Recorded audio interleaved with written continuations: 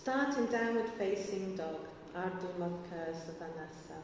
Exhale and move your right foot between your hands, aligning your knee above your ankle. Keep your left leg strong and firm. Keep your legs engaged and your back left foot flexed as you lunge forward slightly. Inhale and lift your torso up and bring your hands to your hips.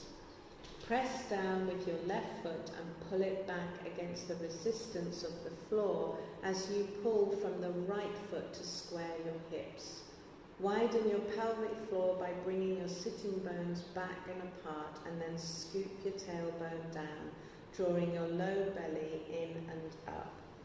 Inhale and stretch your arms above your head and clasp your hands with the index fingers pointing up to the ceiling.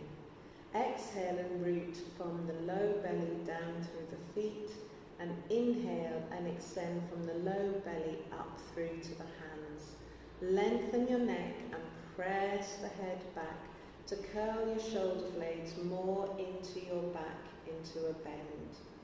Hold for a few breaths, and as you breathe, remind yourself of the motivational words on the front.